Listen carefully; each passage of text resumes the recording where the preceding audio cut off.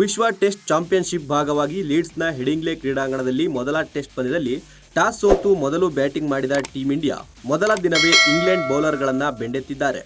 ಆರಂಭಿಕ ಆಟಗಾರ ಯಶಸ್ವಿ ಜೈಸ್ವಾಲ್ ಹಾಗೂ ನಾಯಕ ಶುಭ್ಮನ್ ಗಿಲ್ ಶತಕ ಸಿಡಿಸಿ ಅಬ್ಬರಿಸಿದ್ದಾರೆ. ಎರಡನೇ ದಿನಕ್ಕೆ ಬ್ಯಾಟಿಂಗ್ ಕಾಯ್ದಿರಿಸಿದ್ದಾರೆ. ಭಾರತ ಮೊದಲ ದಿನ 3 ವಿಕೆಟ್ ಕಳೆದುಕೊಂಡು 359 ರನ್ ಗಳಿಸಿದೆ. ಈ ಸ್ಟೈಲಿಶ್ ಎಡಗೈ ಬಲಗೈ ಜೋಡಿಯು ಮೊದಲ ವಿಕೆಟ್ಗೆ 91 ರನ್ಗಳ ಜೊತೆಯಾಟ ನೀಡಿದ್ರು. ಈ ಮೂಲಕ ಈ ಮೈದಾನದಲ್ಲಿ 1986ರಲ್ಲಿ ದಿಗ್ಗಜರಾದ ಸುನಿಲ್ ಗವಾಸ್ಕರ್ ಮತ್ತು ಕ್ರಿಸ್ ಶ್ರೀಕಾಂತ್ ನಿರ್ಮಿಸಿದ್ದ 64 ರನ್ಗಳ ಮೊದಲ ದಾಖಲೆಯನ್ನ ಮೀರಿಸಿತು. 39 ವರ್ಷಗಳಿಂದ ಸವಾಲಿಲ್ಲದೆ ಉಳಿದಿದ್ದ ಈ ದಾಖಲೆಯನ್ನ ಜೈಸ್ವಾಲ್ ಮತ್ತು ರಾಹುಲ್ ಅಮೋಘ ಬ್ಯಾಟಿಂಗ್ನೊಂದಿಗೆ ತಮ್ಮದಾಗಿಸಿಕೊಂಡರು.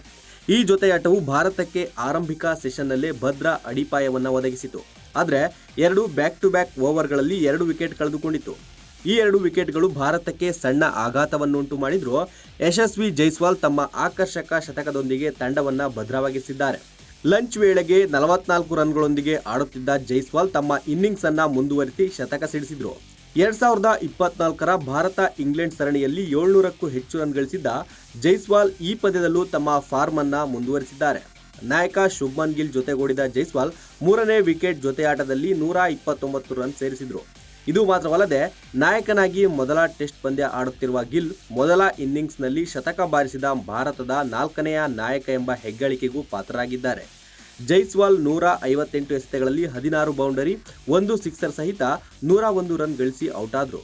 ನಂತರ ನಾಯಕನ ಜೊತೆಗೂಡಿದ ಉಪನಾಯಕ ಪಂತ್ 4ನೇ ವಿಕೆಟ್ಗೆ ಮುರಿಯದ 138 ರನ್ಗಳ ಜೊತೆಯಾಟ ನಡೆಸಿ ಎರಡನೇ ದಿನಕ್ಕೆ ಬ್ಯಾಟಿಂಗ್ ಕಾಯ್ದಿರಿಸಿದ್ದಾರೆ. ಗಿಲ್ 175 ಎಸೆತಗಳಲ್ಲಿ 16 ಬೌಂಡರಿ, 1 ಸಿಕ್ಸರ್ ಸಹಿತ ಅಜಯ 127 ರನ್, ರಿಷಬ್ ಪಂತ್ 102 ಎಸೆತಗಳಲ್ಲಿ 6 ಬೌಂಡರಿ, 2 ಸಿಕ್ಸರ್ಗಳ ಸಹಿತ 65 ರನ್ ಗಳಿಸಿದ್ದಾರೆ. Bureau report, boss TV Kannada. Latest ಹಾಗೂ ಇಂಟ್ರೆಸ್ಟಿಂಗ್ ಸುದ್ದಿಗಳಿಗಾಗಿ ಬಾಸ್ ಟಿವಿ ಕನ್ನಡ ಚಾನೆಲ್ನ ಸಬ್ಸ್ಕ್ರೈಬ್ ಮಾಡಿ. ಹಾಗೆಯೇ ಬೆಲ್ ಐಕಾನ್ ಪ್ರೆಸ್ ಮಾಡಿ. ಇದರ ಜೊತೆಗೆ ಫೇಸ್ಬುಕ್, ಇನ್ಸ್ಟಾಗ್ರಾಮ್, ಎಕ್ಸ್ನಲ್ಲೂ ಮಿಸ್ ಮಾಡದೆ ಫಾಲೋ ಮಾಡಿ.